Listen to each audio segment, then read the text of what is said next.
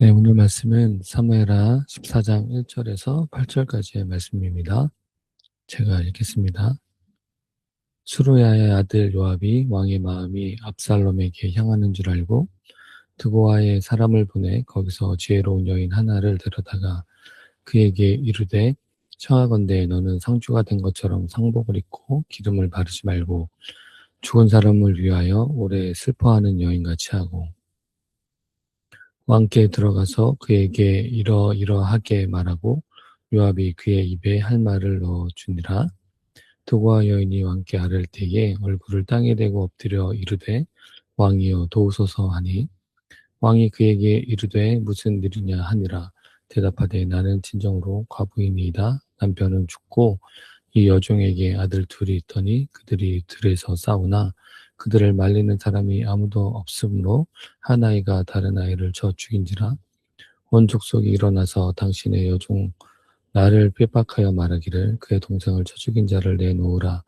우리가 그의 동생 죽인 죄를 갚아 그를 죽여 상속자가 될 것까지 끊겠노라 하오니 그러한즉 그들이 내게 남아있는 숯불을 꺼서 내 남편의 이름과 시를 세상에 남겨두지 아니하겠나이다 니라 하니 왕이 여인에게 이르되 내 집으로 가라. 내가 너를 위하여 명령을 내리리라 하는지라. 아멘.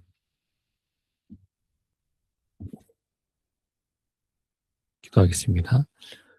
하나님, 세상의 지혜가 아니라 하나님의 지혜를 배우는 시간이 될 수 있도록 주님 도와주옵소서. 감사드렸고 살아계신 예수님의 이름으로 기도드립니다. 아멘. 네, 오늘 제목이 할 말을 넣어주니라입니다. 우리가 할 말은 말씀에서 배우는 게 제일 좋은 것 같아요. 우리의 힘과 능력, 우리 지혜는 참 한계가 있다고 생각이 듭니다. 네, 오늘 말씀은 암논이 죽고 3년이라는 시간이 지나면서 지금 다윗이 어제 말씀에 이미 위로를 받았다고 합니다. 암논에 대한 슬픔이 어느 정도 회복되었다는 뜻이에요. 그러면서 이제 한 아들은 갔으니 이제 남아있는 아들 압살롬에 대한 마음이 커졌습니다. 긍휼함이 생긴 거였죠. 그런데 압살롬은 도망하여서 그스랑 암미울의 아들 달메에게 가서 거기서 3년이라는 시간을 보내고 있었습니다. 말이 3년이지 참 긴 세월이잖아요. 예, 옛날에 군대가 3년이었는데, 그죠? 요즘에는 1년 반만 하잖아요. 1년 반도 그렇게 길게 느껴지는데, 3년은 참 긴 시간입니다. 그스랑 암미울의 아들 달메에게 가서라고 하는데, 외갓집이에요. 외할아버지가 있는 집에 가서 몸을 피신하고 있었습니다. 압살롬은 다윗의 마음이 이렇게 자신에 대해서 생각하고 있을 거라는 생각을 못했어요. 그냥 단지 나를 미워하거나 3년이라는 시간 동안 나를 찾지 않는 거 보면 화가 단단히 나 있을 거란 생각을 하고 있었을 것 같아요. 다윗은 왕으로서 살인자인 압살롬을 공식적으로 용서하고 불러들일 명분이 아마 없었던 것 같습니다. 그래서 그 3년의 시간도 참 괴로웠을 거란 생각이 듭니다. 마음은 극렬함이 커지고 어떻게든 돌아오게 하고 싶은데 명분이 없었던 것 같아요.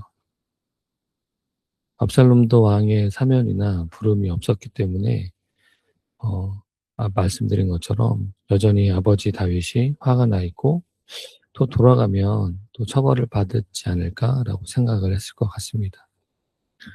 이렇게 대화가 단절이 되면요, 서로의 마음을 알 수가 없습니다. 오해가 쌓이고 관계의 골은 점점 깊어집니다. 그래서 꼭 말을 해야 하라라고 생각하는 사람들 있잖아요. 특히 남녀 사이에서 여자들이 그런 오해를 하는 것 같은데 남자들은 말을 해줘야 합니다. 그래서 관계 안에서 또 여러 가지 좀 골이 쌓여있는 관계가 있다면 먼저 말을 하시는 또 알려주는 여러분들 되시면 좋겠습니다. 이렇게 골이 깊어진 관계에 수르야의 아들 요압이 나섭니다. 요압은 다윗이 압살롬에 대한 마음이 어떠한지를 알았어요. 그래서 해결을 해 주려고 합니다. 근데 왜 그냥 요압이라고 하지 않고 스루야의 아들이라고 했을까요? 어 스루야는 다윗의 이복 누이였습니다. 요압은 다윗의 친조카인 거죠. 한마디로 요압은 로얄 패밀리였고 군대 장관이었던 거죠. 그래서 다윗 왕 앞에서도 기죽지 않고 막강한 영향력을 행사할 수 있었습니다. 그래서 왕이 가정사에도 이래라 저래라 하고 싶었던 마음이 있었던 것 같아요. 성경에서 스루야의 아들이라고 표현할 때는 이 세 명 있었죠. 요압, 아비새, 아사엘 이렇게 스루야의 아들이 있었는데 매우 강인하고 호전적이고 또 다윗이 제어하기 힘든 사람들이 스루야의 아들이었어요. 그래서 성경이 스루야의 아들이라고 부를 때는 다윗에게 가장 충성스러운 사람들, 쓰기 좋은 칼인 동시에 또 자기 마음대로 하는 또 거친 인물들이라는 좀 표현으로 쓰는 것 같아요. 그래서 지금 스루야의 아들 요압이라고 표현하면서 이야기하고 싶은 것은 요압이 이제 선을 넘고 있다라고 표현하는 것 같아요. 요압이 왕을 돕는 것 같지만 사실은 자기가 원하는 대로 조정하려고 하는 것이다 라고 표현하고 있는 것 같습니다. 결국 문제의 주체는 하나님이 되셔야 하고 당사자들이 되어야 되는데 이제 내가 되는 거죠. 내가 어떻게든 해보겠다고. 제가 TT를 많이 다녀오잖아요. 몇 년째 청년부 하면서 쌓였던 교만이 그동안 TT가 잘해왔어.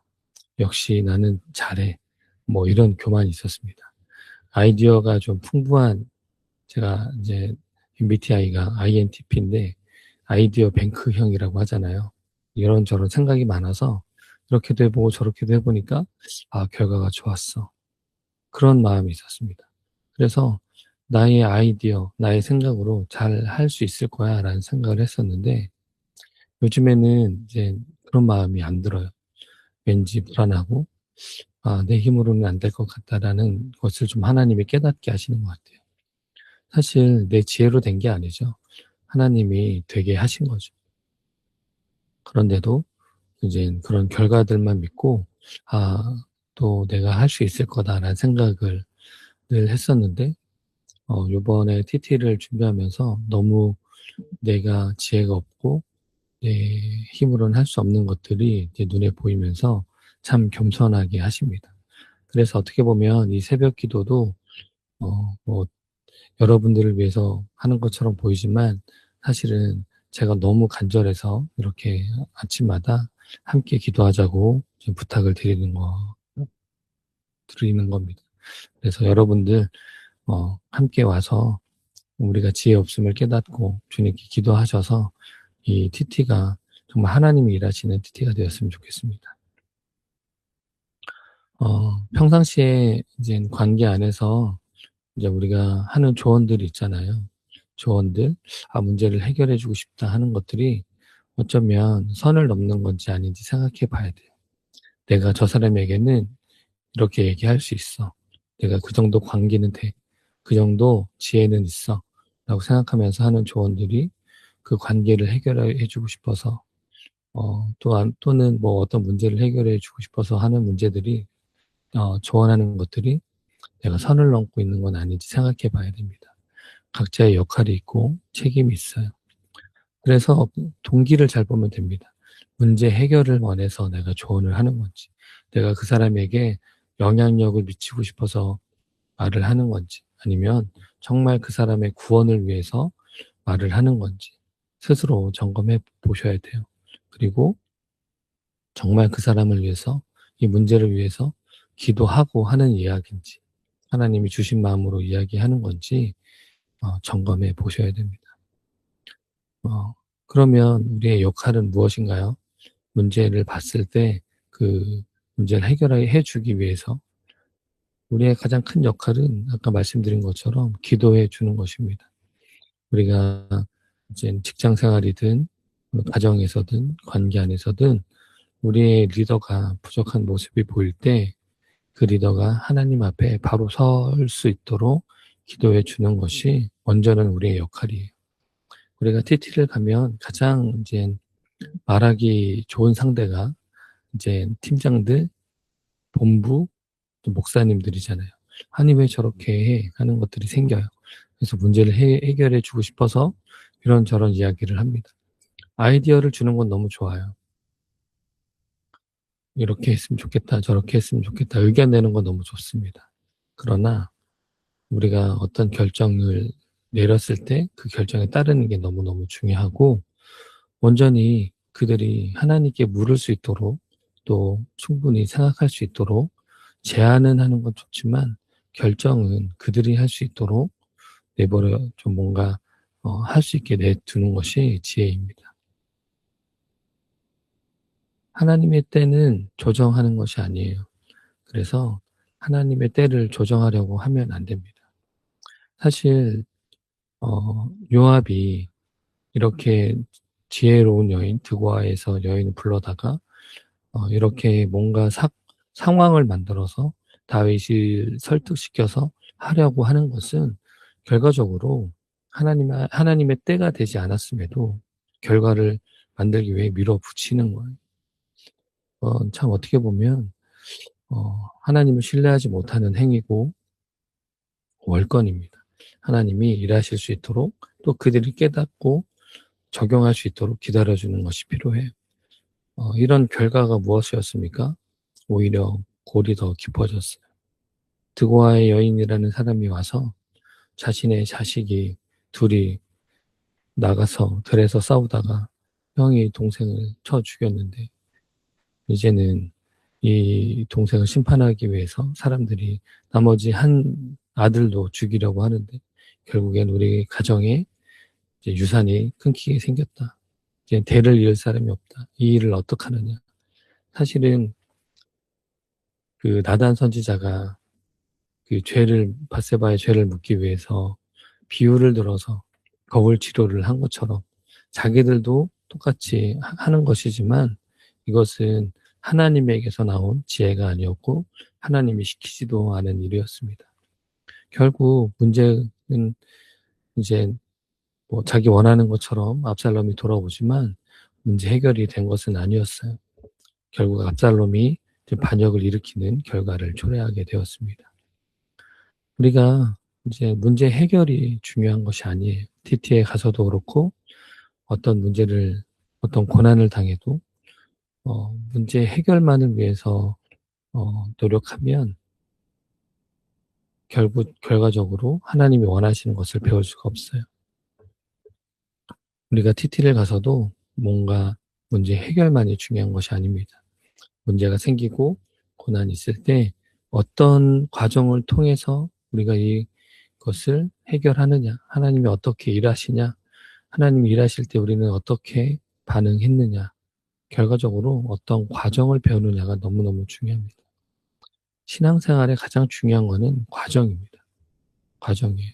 우리가 수학을 배워도 그렇잖아요. 과정이 틀리면 결과는 잘못 나오게 돼 있습니다. 우리는 하나님이 이 세상 가운데 배우기 원하시는 것은 과정입니다. 결과는 하나님이 하시는 거예요. 열매를 맺게 하시는 건 하나님이 하시는 것입니다. 우리는 신앙의 과정을 통해 하나님의 일하심을 배우고 하나님의 마음을 배우고 그러면서 하나님의 지혜를 배우게 되는 것이죠.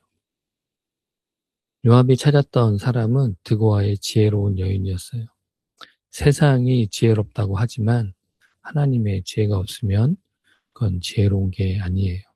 가장 미련한 것이고 하나님의 지혜가 없는 자리에는 선한 것이 나올 수가 없습니다. 그렇다고 세상에 지혜가 필요 없다는 것은 아닙니다. 세상에 지혜를 배우기 위해서 공부도 하셔야 되고 책도 많이 읽으셔야죠. 그러나 구속사를 통과하지 않는 지혜는 구원을 이루지 못합니다. 모든 것은 구속사라는 어, 안경을 통해서 세계관을 통해서 모든 것은 그런 관점으로 보셔야 돼요. 내가 배운 지혜로운 것이라고 할지라도 이것을 때에 맞게 사용할 수 있도록 구속사의 안경이 너무너무도 필요합니다. 이런 것이 없으면 아무리 노력을 해도 가정 회복을 위해서, 관계 회복을 위해서, 문제 해결을 위해서 노력을 해도 구원을 이룰 수 없습니다. 왜냐하면 과정이 잘못됐기 때문이에요. 네. 그래서 적용 질문인데, 내가 찾고 있는 지혜로운 사람은 누구입니까? 내가 문제 해결을 위해서, 사실 요압은 자신의 문제가 아니라 남의 문제를 위해서 오지랖이라고 하는 거죠. 내가 누군가를 막 내가 영향력을 미치기 위해서 막 해결해 주려고 하는 것도 잘 고민해 보셔야 돼요. 정말 구원을 위해서인지, 내가 그냥 내 영향력을 위해서인지, 하나님의 때를 기다리지 못하고 내가 끝내려고 하는 일은 무엇인지, 또 내가 선을 넘어서 조정하려고 하는 일은, 또 사람은 누구인지 오늘 하루 생각해 보셨으면 좋겠습니다.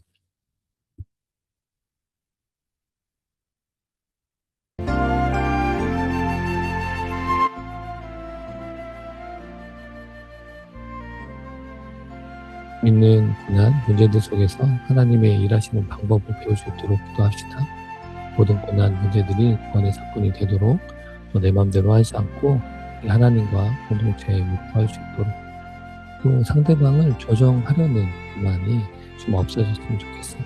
온전히 문제 속에서 하나님의 일하심을 배우는 오늘 하루가 되길 원합니다. 같이 기도하시겠습니다.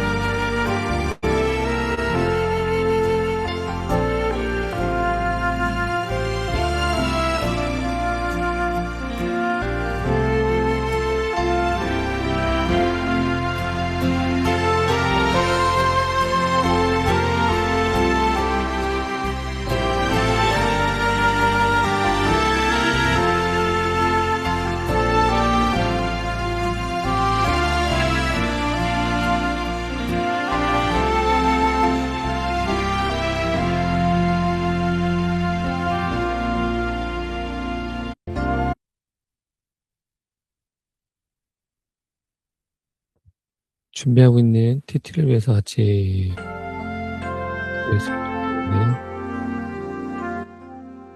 정말 우리 힘으로 되지 않습니다.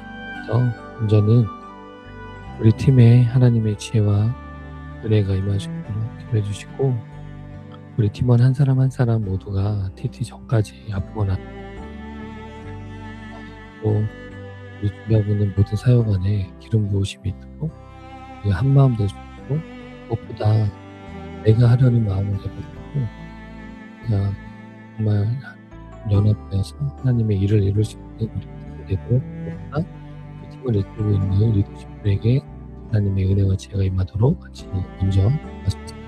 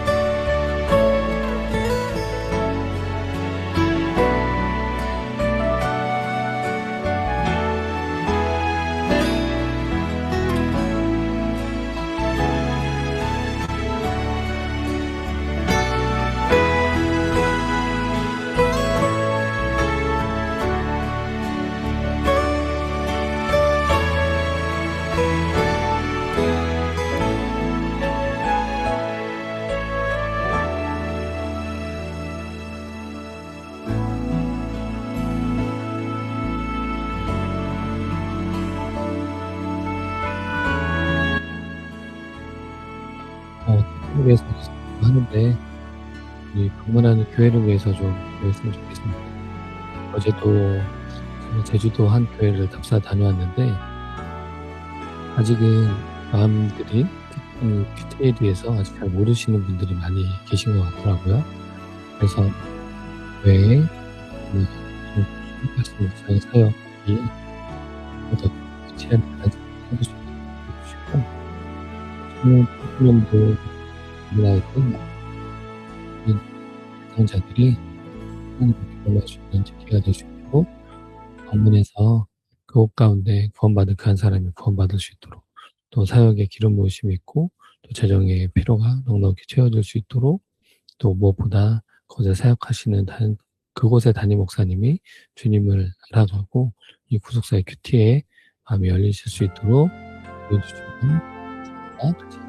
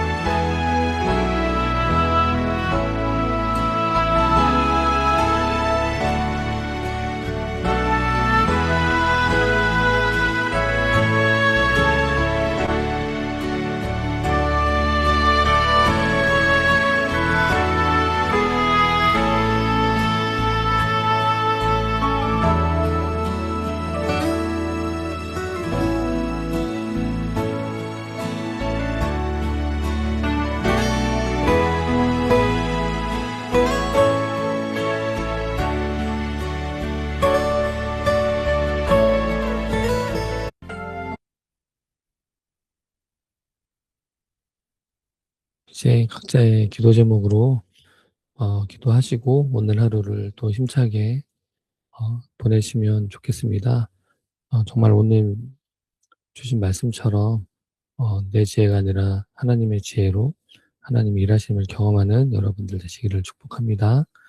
또 각자 어려운 문제들 또 주님이 다 아세요.